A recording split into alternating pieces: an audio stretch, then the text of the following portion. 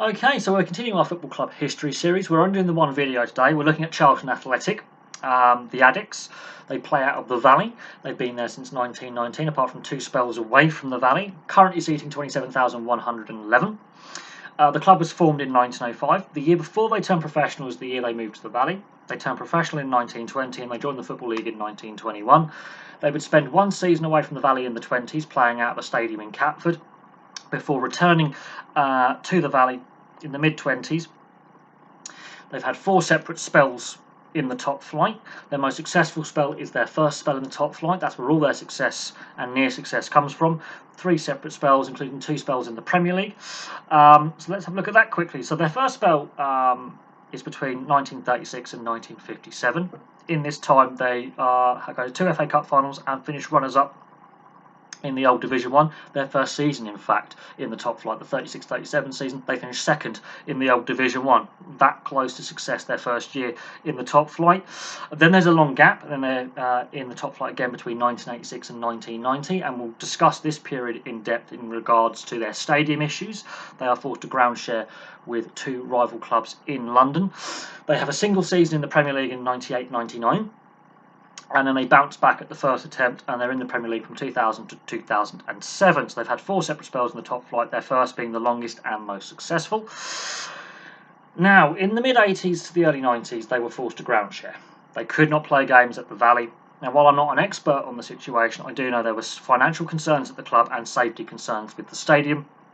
So in 1985, they're forced to ground share with Crystal Palace at Selhurst Park, one of their biggest rivals, which is ridiculous. I don't think that would be allowed today. And they're also, later on, they ground share with West Ham at Upton Park, which is a little bit more manageable. Now, during this second spell in the top flight, they're ground sharing. Now, the fans weren't happy with this, especially Palace and Charlton fans. West Ham fans, not so much of an issue, but Palace fans were unhappy with it. Charlton Athletic fans were unhappy with it. They got involved with local politics in order to bring Charlton Athletic back to the Valley. Ultimately, they get relegated out of the top flight. And then between 91 and 92, that season, they're sharing. They no longer share at Selhurst Park. That agreement died at death, and they share at West Ham at Upton Park for a year. They do obviously ultimately move back to the Valley. They refurbish it, they modernise it, and of course it's an all-season stadium today. But that made it very, very difficult to compete in the top flight, I believe. Now, their honours. They've actually won silverware. As I said, their first spell in the top flight between 1936 and 1957 is their most successful spell. And if it's not for World War II, I honestly believe they could have established themselves as a top flight club and actually won more silverware than just the one trophy. As I say, in their first season, they're runners-up in the old Division 1 in 36-37. That doesn't happen in the modern game. Doesn't happen in the modern game at all. Much like Everton winning a league title the year after getting promoted, I don't think it happens again. I know Leicester proved us wrong in 2016, doing what they did, but highly unlikely. But they were very, very close to winning the league title then. The FA Cup is where they've had their success. They've been to two FA Cup finals. They were runners-up in 45-46, so just after World War II, and the following year, the 46-47 FA Cup, they win. So, I honestly believe, with this successful spell, I believe the Second World War hampered their ability to remain a top-flight club for longer, and I honestly believe they could have won trophies, much like Arsenal, much like Portsmouth, previous clubs we've looked at. The outbreak of the Second World War, I honestly do believe, does have an impact, and Everton as well, on their ability to win trophies and compete, because when it happens, they're on the up.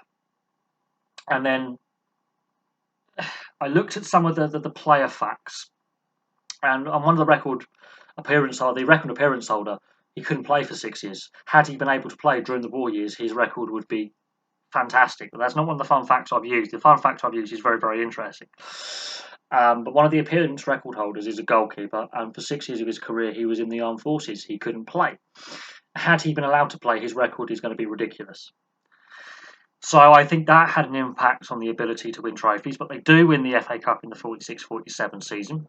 As I said, they were more successful than Millwall. They've been to two FA Cup finals, winning one. Millwall have been to an FA Cup final and lost. So Charlton have had more spells in the top flight. than their nearest rivals, Millwall. Have only had 2 seasons in the top flight. And they've won silverware. So there we go. Can they get back to the top flight? It is possible. But the club has had some bad finances in recent years. They're currently in League One. And they haven't been back to the Premier League since 2007, so it's been a long time since they were a top flight side. It would be interesting to see if Charlton could go back up the divisions and get back to the Premier League. I think they're a forgotten team in London that people forget about and don't take as much notice of. Especially with how the media works, I think Charlton Athletic do have quite a sizable fan base, and it'll be interesting to see if they could make it to the Championship and then subsequently on to the Premier League again. Now, the fun fact I went with, now this is very, very interesting. We take substitutes for granted today. Obviously, the rules now allow for 5. Obviously, for many, many years, it was 3.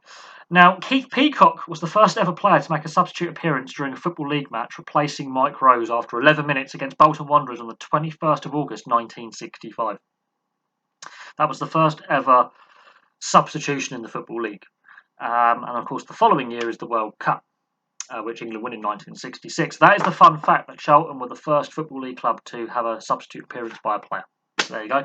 Keith Peacock was the first player ever to make a substitute appearance, replacing Mike Rose after just 11 minutes of play against Bolton on the 21st of August 1965. That is a key moment in what we now have with the 5 substitute rule.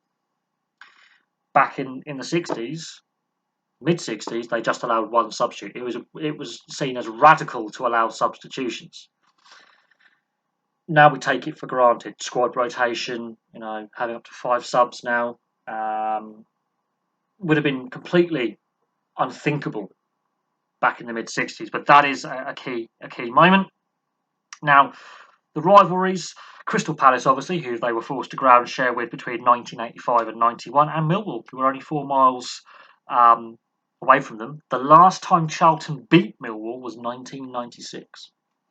Now, what is funny is Crystal Palace, Premier League club, Millwall, Championship club, Charlton Athletic, a League One club. So they're in they're Crystal Palace, Millwall, Charlton Athletic. They haven't all been in the same division at the same time for quite some time. But I do find it very interesting they haven't beaten Millwall for that long, since '96. Crystal Palace, obviously that divisive ground share at Selhurst Park between 85 and 91. Both sets of fans were not happy with that. Ultimately, it led to Charlton ground sharing with West Ham for a season before returning to the Valley. But there we go. There's a brief history of Charlton Athletic. 2-time FA Cup finalists, 1-time winner, and of course they have had that one season where they were runners-up in Division 1. And as I say, another club where I think the Second World War hampered their ability to win trophies and establish themselves as one of the top sides in England, which they were for a brief period. So there we go. Thank you very much for watching. Really appreciate it. Keep your comments clean in the comment section below, and I'll have some more content for you very, very soon.